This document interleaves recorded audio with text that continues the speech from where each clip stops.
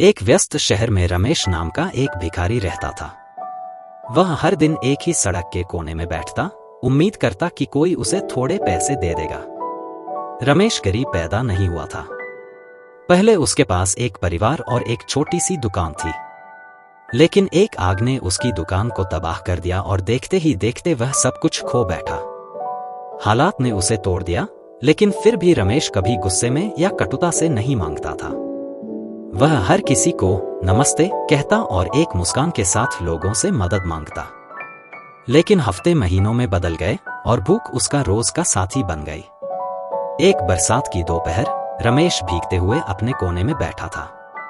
एक युवा महिला प्रिया उसे देखती है और एक छतरी और गर्म चाय देती है। उसने रमेश से कहा, आप भीख क्यों मांगते हैं? कुछ बेचने की कोशिश क्यों नहीं करते? उसकी बात ने रमेश को सोचने पर मजबूर कर दिया। बेचें, लेकिन क्या? उसके पास तो कुछ भी नहीं था। फिर उसे अपना बचपन याद आया, जब उसे पेंटिंग का शौक था। अगले दिन प्रिया द्वारा दिए गए थोड़े पैसे से रमेश ने कुछ क्रेयॉन्स और कागज खरीदे। यह शुरुआत थी। शुरुआत में रमेश ने शहर की साधारण तस्वीरें बनाई। उसकी कला परफेक्ट नहीं थी, लेकिन उसमें एक आत्मा थी, उसके संघर्ष और जीवन की सुंदरता का प्रतिबिंब। उसने राहगीरों को अपने स्केचेस दिखाए, उम्मीद करते हुए कि कोई उन्हें खरीदेगा। कई हफ्ते बिना सफलता के गुजरे, लेकिन रमेश ने हार नहीं मानी। एक दिन एक सूट पहने हुए आदमी उसकी तस्वीरों को देखकर रुक गया। उसने रमेश को एक विजिटिंग कार्ड दिया और कहा, कल इस पते पर आइए, मैं आपकी मदद करना चाहता हूं। वह आदमी एक आर्ट गैलरी का मालिक था, जिसका नाम राजीव था। उसने रमेश की कला में संभावनाएं देखी और उसे अपनी गैलरी के एक छोटे कोने में जगह दी। यह एक छोटी शुरुआत थी, लेकिन रमेश के लिए यह एक सपने जैसा था। महीनों बाद रमेश की पेंटिंग्स ने लोगों का ध्यान आकर्षित करना शुरू कर दिया। लोग उसकी कहानियों से प्रभावित हुए। राजीव ने रमेश की पहली आर्ट एग्जीबिशन आयोजित की। यह छोटा सा आयोजन था, लेकिन प्रतिक्रिया अद्भुत थी। हर पेंटिंग बिक गई और रमेश के हाथ में पैसे के साथ आत्मविश्वास भी था।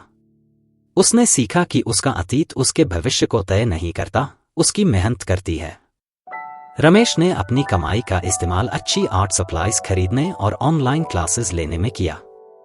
धीरे धीरे उसका नाम कला की दुनिया में फैलने लगा। कुछ सालों बाद रमेश सिर्फ एक भिखारी नहीं, बल्कि एक प्रसिद्ध कलाकार बन चुका था। उसकी कहानी उन सभी के लिए प्रेरणा बन गई जो हार मानने के करीब थे। रमेश ने एक फाउंडेशन शुरू किया, जिससे वह सड़क पर रहने वाले बच्चों और संघर्ष कर रहे कलाकारों की मदद करता। वह उन्हें संसाधन और अवसर प्रदान करता, जो वह अपने सबसे बुरे दिनों में चाहता था। उसका एक ही मंत्र था, अगर मैं गरीबी से बाहर निकल सकता हूं, तो आप भी कर सकते हैं। रमेश की कहानी ने यह साबित किया कि सबसे अंधेरे समय में भी उम्मीद की एक चिंगारी रोशनी का रास्ता दिखा सकती है।